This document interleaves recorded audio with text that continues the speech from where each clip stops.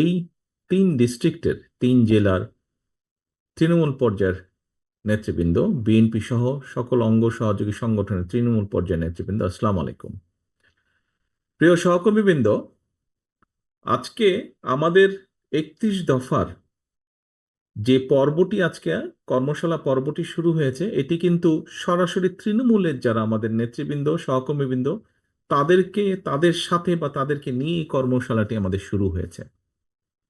আমরা কেন্দ্রে করেছি, জাতীয়ভাবে, তারপরে বিভাগ পর্যায়ে করেছি। আজকে আমাদের প্রথম শুরু হলো তৃণমূল নেতৃবৃন্দ, অর্থাৎ থানা বা উপজেলা পর্যায়ে, পৌর পর্যায়ের নেতৃবৃন্দকে সাথে নিয়ে। এখন প্রিয় সহকর্মীবৃন্দ, আপনারা সারাদিন এখানে আলোচনা করেছেন প্রতি জেলায়, এবং তারপরে বিকেল বেলায় কিছু আহ, কারো কারো কিছু প্রশ্ন ছিল, জানার ছিল, সেগুলো নিয়ে আমরা কম বেশি আলাপ করেছি। আপনারা নিজেরাই খেয়াল করে দেখুন, আপনারা যেই বিষয়গুলো নিয়ে সারাদিন আলোচনা করেছেন এবং আপনাদের প্রশ্নের মধ্যে যেই বিষয়গুলো চলে এসছে, বিষয়গুলি কি ছিল? বিষয়গুলো ছিল, বলা যায় বিষয়গুলো সবগুলোই ছিল কিন্তু দেশের এবং দেশের মানুষের বিভিন্ন সুবিধা অসুবিধা সমস্যা নিয়ে, কনসার্ন নিয়ে আপনারা আলোচনা করেছেন।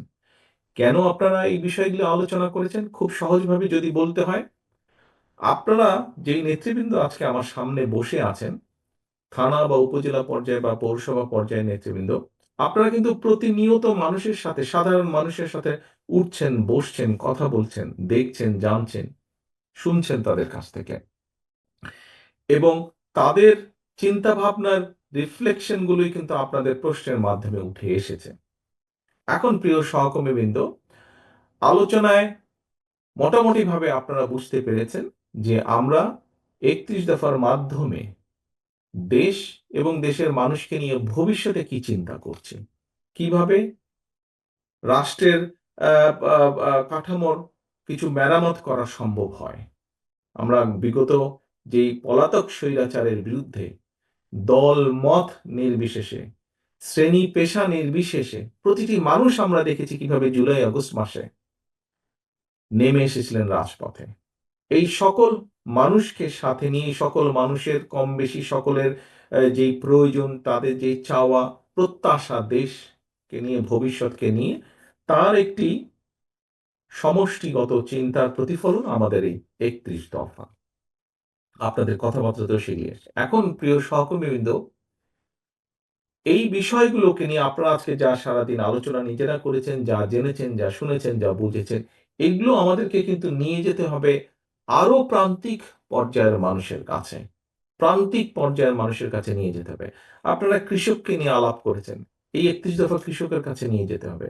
আপনারা মহিলা নারী সমাজকে নিয়ে আলাপ করেছেন, এই নারী নেতৃত্ব শুধু নয়, পুরুষ নেতৃত্ব, সকলকে, নারীদের কাছে, প্রান্তিক পর্যায়ে নারীদের কাছে যেতে হবে।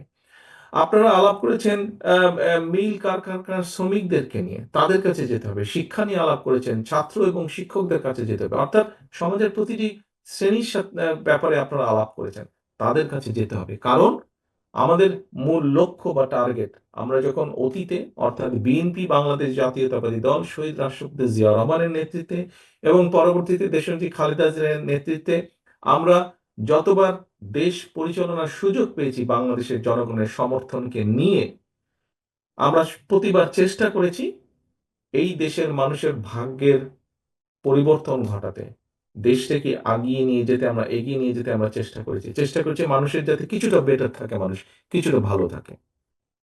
প্রিয় সহকর্মীবৃন্দ, আমি প্রায় একটি কথা বলি, আজকেও আপনাদের সামনে তুলে ধরতে চাই কথাটি।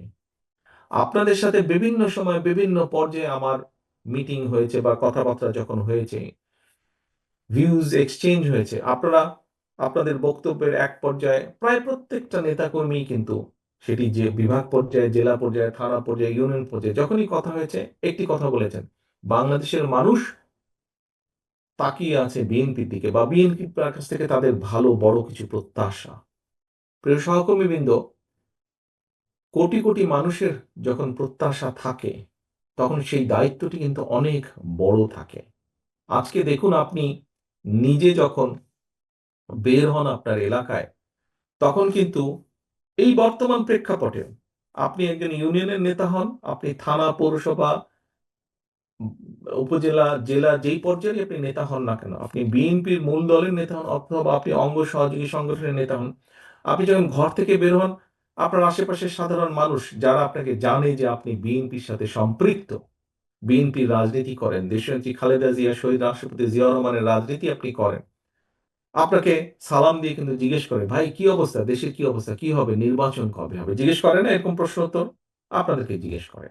আপনারা যারা মিল কারখানা পরিচালনা করেন, আপনাদেরকে আপনাদের অন্য মিল কারখানার মালিক তাদের সাথে দেখা হলে জিজ্ঞেস করে, কি ভাই কি অবস্থা, দেশে নির্বাচন কি হচ্ছে, নাহলে তো ব্যবসা বাণিজ্য ঠিকভাবে হচ্ছে না, সবকিছু থেমে আছে। অর্থাৎ আপনারা যারা, কেউ যারা শিক্ষকতা করেন, অন্য সহকর্মীবৃন্দ আপনাদের জিজ্ঞেস করে, কি ভাই কবে নির্বাচন হবে, কিভাবে কবে হবে। কেন আপনাদেরকে জিজ্ঞেস করে?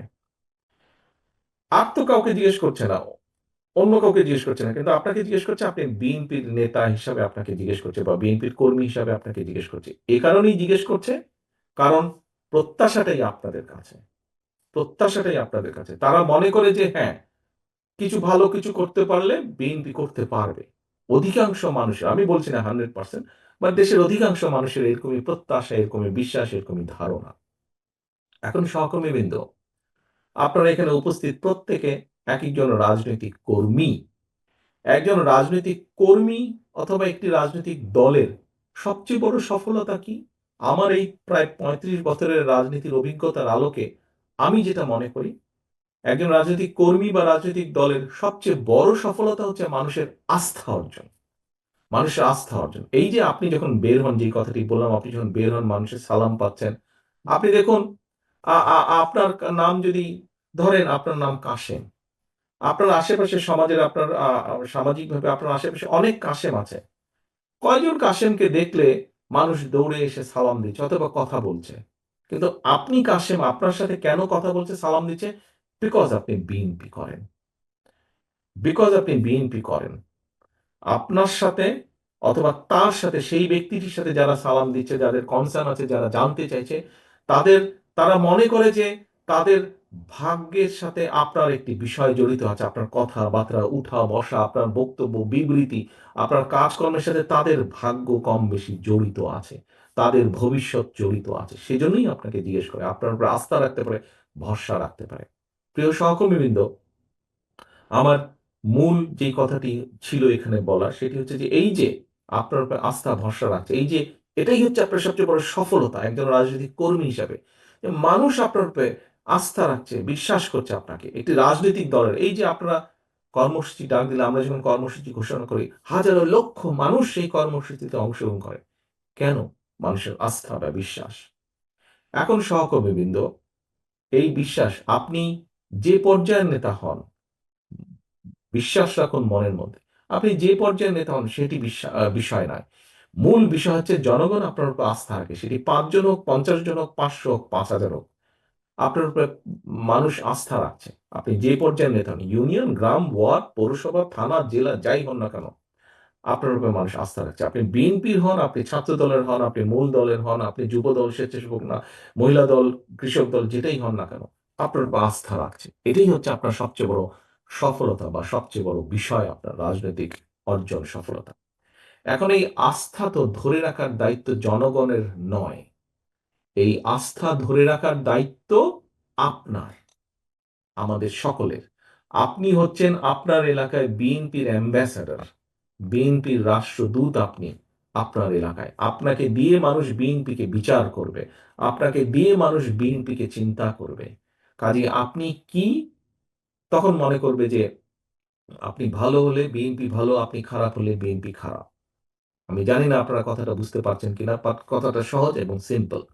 আপনাকে দিয়ে মানুষ বিএনপিকে বিচার করবে। কাজেই প্রিয় সহকর্মী নেতৃবৃন্দ, আজকে আপনারা এই যে প্রশ্নগুলো করেছেন, আমাকে করেছেন, মঞ্চকে প্রশ্নগুলো অনেক করেছেন, আপনি আপনার কনসার্ন থেকে প্রশ্ন করেছেন, আপনি ফিরে গিয়ে আপনার সেই মানুষগুলোকে বলবেন আপনি যে আমি এই পড়েছি, তারা এই বলেছে আমাকে।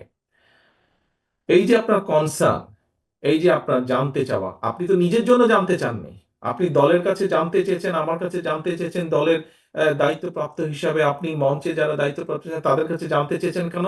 যাতে আপনি গিয়ে জবাব দিতে পারেন যে আমি কৃষি সম্পর্কে এই জানতে চেয়েছি, কৃষক ভাইদের জন্য। আমি শিক্ষা সম্পর্কে জানতে চেয়েছি ছাত্র বা শিক্ষকদের জন্য, এই কারণে আমি জানতে চেয়েছি। অর্থাৎ আপনার এই কনসার্ন থেকে আপনি জানতে চেয়েছেন। এখন প্রিয় সহকর্মীবৃন্দ, আপনাকে আরেকটি বিষয়ে সচেতন থাকতে হবে, আরেকটি বিষয়ে কনসার্ন থাকতে হবে। আমি প্রায় প্রত্যেকটি অনুষ্ঠানে, কর্মশালায় বলছি, একটি কথা বলছি: জনগণকে সঙ্গে রাখুন, জনগণকে সাথে রাখুন। আমরা কিন্তু সবসময় বলেছি আমরা আমিরামির নির্বাচনে বিশ্বাস করি না। আমরা একটি রাজনৈতিক দল, নির্বাচনে আমরা যাব, নির্বাচন আমরা করব, নির্বাচন আমরা চাইব। এখানে লুকোছাপার কোনো ব্যাপার নেই। এটা নরমাল, সিম্পল। জনগণের সমর্থন আমরা পাবো, বেশি পেলে আইন অনুযায়ী, নিয়ম অনুযায়ী, দেশের সংবিধান অনুযায়ী যা হবার সেটিই হবে। জনগণের সমর্থন ভিত্তিতে জনগণ যাকে বেশি সমর্থন দিবে তারা দেশ পরিচালনা করবে। অর্থাৎ আমরা নির্বাচন চাইবো, নির্বাচন চাওয়াটা কোনো অন্যায়ের বিষয় না, এটাই স্বাভাবিক। এখন নির্বাচনকে যদি ফেস করতে হয়, আমরা আমিরামি নির্বাচনে তো বিশ্বাসী না। আমরা আমরা নিশিরাতের নির্বাচনেও বিশ্বাসী না। আমরা ভোট ডাকাতের নির্বাচনেও বিশ্বাসী না। আমরা একটি স্বচ্ছ স্বাভাবিক নির্বাচনে বিশ্বাসী, যেখানে মানুষ নির্ভয় নির্দ্বিধায় ভোট দিবে। আমরা সেই নির্বাচনে বিশ্বাসী, মুক্তভাবে ভোট দিবে। এখন সহকর্মীবৃন্দ, মানুষ যখন নির্বাচনে ভোট দিবে নির্দ্বিধায়, নির্ভয় ভোট দিবে, নির্ভয় ভোট দিবে। আমাদের একজন সহকর্মী এখানে সংবাদপত্রের স্বাধীনতা নিয়ে কথা বলেছেন। আপনি চাইছেন যে আমাদের কি পদক্ষেপ, কি পরিকল্পনা সংবাদপত্রের স্বাধীনতা নিশ্চিত করার। আমাদের তো একই সাথে পরিকল্পনা আছে যে কোনো মূল্যে এই দেশের মানুষের ভোটের অধিকারকে রক্ষা করা। ভোটের অধিকারকে রক্ষা করা, বাক স্বাধীনতা যেমন হচ্ছে ভোটের অধিকারকে রক্ষা করা। কাজেই মানুষ যখন ভোটের অধিকার রক্ষা করবেন, মানুষ তখন নির্দ্বিধায় ভোট দিবে। যেহেতু আমরা বিশ্বাস করি না নিশিরাতের নির্বাচনে, আমরা বিশ্বাস করি না আমিরামির নির্বাচনে, কাজেই মানুষকে মুক্তভাবে ভোট দিতে হবে। এবং মুক্তভাবে যখন ভোট দিবে মানুষ, তখন কিন্তু মানুষ অনেক কিছু বিবেচনা করবে, চিন্তা ভাবনা করবে, তারপরে সে ভোট দিবে। এবং তার সেই চিন্তা ভাবনাকে যদি আপনার পক্ষে রাখতে হয়, তাহলে কিন্তু জনগণের আস্থা আপনার পক্ষে থাকতে হবে। আপনার প্রতি জনগণের আস্থা রাখতে হবে, এবং জনগণের আস্থা যদি আপনার পক্ষে রাখতে হয়, তাহলে আপনার আচার আচরণ, কথাবার্তা সকল কিছু সেরকম থাকতে হবে। প্রিয় সহকর্মীবৃন্দ, আমি একটি কথা বলেছি, আপনি হচ্ছেন আপনার এলাকায় জনগণের প্রতিনিধি। আপনার এলাকায় জনগণের প্রতিনিধি। আপনি এত বছর যখন কষ্ট করেছেন, এত, এখানে যারা উপস্থিত আছেন ৩ জেলার, আমার কাছে তো মনে হয় এখানে যারা, যেই কয়টা মানুষ উপস্থিত আছেন এখানে, হিসাব মতে আজকে আপনারা উপস্থিত আছেন, আহ, আপনারা আজকে গাজীপুর থেকে, আমার হিসাবে, আমি যে হিসাব পেয়েছি, গাজীপুর থেকে প্রায় ৮১০ জন উপস্থিত আছেন, ঢাকা জেলায় আছেন ৭৫০ জন, নারায়ণগঞ্জে আছেন ৯৬৫ জন মানুষ উপস্থিত আছেন। এই যে প্রায় ৩,০০০-এর কাছাকাছি মানুষ যে আপনারা উপস্থিত আছেন এখানে, বলে দেওয়া যায় মোটামুটি যে প্রত্যেকটা মানুষের বিরুদ্ধে না হলেও একটি করে হলো, এই স্বৈরাচারের আমলে একটি করে হলো মিথ্যা বা গায়েবী মামলা আছে, মিনিমাম। আছে না? প্রত্যেকটি মানুষের নামে আপনাদের আছে। এই যে হাত তুলেছে সবাই, না গাজীপুর থেকে আছে। এখন প্রিয় সহকর্মী, এই যে ঢাকা জেলা থেকে হাত তুলেছে, আহ, নারায়ণগঞ্জ থেকেও হাত তুলেছে, প্রত্যেকটা মানুষ। এখন এই যে বিগত ১৫ বছর আপনারা এত অত্যাচার, নির্যাতন, মিথ্যা মামলা, গায়েবী মামলা সহ্য করেছেন, আমাদের বহু নেতাকর্মী আছেন, বহু নেতাকর্মী আছে যাদের স্বজন মারা গিয়েছে, আপনজন বাবা মা মারা গিয়েছে, তাদেরকে হ্যান্ডকাফ পরিয়ে জানাজায় নিয়ে গেছে। আমাদের সহকর্মীবৃন্দ হ্যান্ডকাফ পরা অবস্থায় হাসপাতালের ফ্লোরে মৃত্যুবরণ করেছে। আমাদের সহকর্মীবৃন্দ হাত করা অবস্থায় জেলের ভিতরে মৃত্যুবরণ করেছে। যেই দলের নেতাকর্মীরা এত অত্যাচার নির্যাতন সহ্য করে এই পর্যন্ত আপনারা এসেছেন, এই পর্যন্ত দলের ঐক্যকে ধরে রেখেছেন, এই পর্যন্ত জনগণের আস্থাকে ধরে রেখেছেন, আমাদের ভেতরে যদি কেউ নিজের স্বার্থ হাসিলের জন্য এই আস্থাকে আঘাত করে, এই আস্থাকে, বিশ্বাসকে, জনগণের আস্থা বিশ্বাসকে নষ্ট করে নিজের স্বার্থ সিদ্ধির জন্য, ব্যক্তিগত স্বার্থ সিদ্ধির জন্য, আমার অনুরোধ থাকবে আপনাদের সহকর্মী হিসেবে, প্রত্যেকের কাছে অনুরোধ থাকবে, আপনাদের নেতা হিসেবে আপনাদের প্রত্যেকের প্রতি আমার নির্দেশনা থাকবে, শক্ত হাতে সেই লোকগুলোকে দমন করতে হবে। আপনাদের শক্ত হাতে সেই লোকগুলোর বিরুদ্ধে আপনাদেরকে ব্যবস্থা নিতে হবে। কেন নিতে হবে, কেন আপনাদেরকে এই কথাটি বলছি? আগেই বলেছি, ৩ জেলার আপনারা যারা এখানে উপস্থিত আছেন, প্রত্যেকে আপনারা কিন্তু আজকে এখানে নেতা হিসাবে উপস্থিত হয়েছেন। এই যে কর্মশালায় উপস্থিত হয়েছেন, নেতা হিসাবে উপস্থিত হয়েছেন, আপনার অধীনস্থ অনেক নেতাকর্মী আছে, প্রত্যেককে আপনাদের খেয়াল রাখতে হবে, তাদের অধীনে আবার যারা আছে খেয়াল রাখতে হবে, যাতে নিজের স্বার্থ হাসিলের জন্য দলের সুনাম কেউ নষ্ট করতে না পারে, নষ্ট করতে না পারে, এটি খেয়াল রাখতে হবে। প্রিয় সকল, প্রত্যেক জায়গায় আমি এই কথা বলছি। আরেকটি কথা আপনাদের সামনে উল্লেখ করতে চাই। দেখুন, স্বৈরাচার, আপনারা এখানে পোড় খাওয়া প্রত্যেকে রাজনীতিবিদ, প্রত্যেকে পোড় খাওয়া রাজনীতিবিদ। হ্যাঁ, আমরা আজকে 31 দফা নিয়ে আলোচনা করেছি। 31 দফা নিয়ে আমরা 31 দফার ভিতরে আমরা দেশের শিক্ষা নিয়ে আলোচনা করেছি, দেশের মানুষের স্বাস্থ্য নিয়ে আলোচনা করেছি, দেশের যুবকদের ভবিষ্যৎ প্রজন্মের কর্মসংস্থান নিয়ে আমরা কম বেশি আলোচনা করেছি, দেশের শিল্প নিয়ে আমরা আলোচনা করেছি, কৃষি নিয়ে, মহিলা নারী সমাজকে নিয়ে আমরা আলোচনা করেছি, প্রত্যেকটি প্রায় অলমোস্ট প্রত্যেকটি কম বেশি সাবজেক্ট নিয়ে আলোচনা করেছি। এখন আমরা যদি রাষ্ট্র মেরামত করতে চাই, আমরা যদি আমাদের এই কর্মসূচি পরিকল্পনাগুলো যদি আমরা সফল করতে চাই, এগুলি বাস্তবায়ন আমরা করতে চাই, তাহলে অবশ্যই আমাদেরকে রাষ্ট্র ক্ষমতায় যেতে হবে জনগণের সমর্থন নিয়ে। তাহলে অবশ্যই আমাদেরকে সরকার গঠন করতে হবে জনগণের সমর্থনকে নিয়ে, সহকর্মী বৃন্দ। তা না হলে, আমরা যদি সেটি করতে সক্ষম না হই, আমাদের এতদিনের আন্দোলন ব্যর্থ হয়ে যাবে। আমরা যদি সেটা করতে সক্ষম না হই, তাহলে আমাদের এই যে সারাদিনের আলোচনা সভা, এইটি কর্মশালা, এটি আমাদের ব্যর্থ হয়ে যাবে। প্রিয় সহকর্মীবৃন্দ, আমরা দেশ নিয়ে যেই চিন্তা ভাবনা করছি, দেশের মানুষকে নিয়ে যেই চিন্তা করছি, যেই কর্মসূচিগুলো দিয়েছি আমরা 31 দফার ভিতরে, এগুলোকে সফল করতে হলে আমাদেরকে জনগণের সমর্থন প্রয়োজন, জনগণের আস্থার ভিতরে আমাদেরকে থাকতে হবে। এবং সে কারণে আমাদের প্রত্যেককে আমাদের অবস্থান থেকে যেটি সঠিক সেই কাজটি করতে হবে, যেটি অনৈতিক, যেটি খারাপ কাজ, সেটিকে আমাদের ত্যাগ করতে হবে, সেটির বিরুদ্ধে আমাদের প্রতিবাদ গড়ে তুলতে হবে, সেটির বিরুদ্ধে আমাদেরকে শক্ত অবস্থান নিতে হবে। কিছুক্ষণ আগে একটি কথা বলেছিলাম যে রাজনীতিবিদ হিসেবে, রাজনৈতিক কর্মী হিসেবে, রাজনৈতিক দল হিসেবে সফলতা কি? পিছনে যখন জনগণ থাকে। আপনারা প্রত্যেকেই কম বেশি জীবনে বহু মিছিল করেছেন। আপনি যখন মিছিল নিয়ে যান, মাঝে মাঝে কিন্তু আপনি পিছনে থাকেন, আরে ভাই আমার মিছিলটা কত বড় একটু দেখি তো। যখন দেখেন মিছিলটা আপনার প্রত্যাশার চেয়ে বড়, আপনার নিজের মনটা, কলিজাটা বড় হয়ে যায় না? দেখতে ভালো লাগে না? তাহলে এখন ভাইয়েরা, সহকর্মীবৃন্দ, কেন আপনি মিছিলটি ছোট করতে চাইবেন? প্রতিপক্ষের মিছিল, প্রতিপক্ষ বলতে দলের ভিতরে বোঝাচ্ছি না, প্রতিপক্ষ বলতে অন্য রাজনৈতিক দলের সমাবেশ যখন দেখি ছোট, যাদেরকে আমরা মনে মনে ভাবি যে এটা তো আমার দল না, অন্য দলের মিটিং, এটা অন্য দল, আমার প্রতিপক্ষ রাজনৈতিক দল, যখন দেখি তাদের মিটিংটা ছোট, যখন দেখি তাদের জনসমাবেশ ছোট, যখন দেখি তাদের প্রসেশনটা, মিছিলটা ছোট, নিজের মনে তো একটু আনন্দ লাগে, তাই না? যে আমাদেরটা বড় ছিল, বিএনপিরটা বড় ছিল, বিএনপির মিছিল, বিএনপির মিটিং বড় ছিল।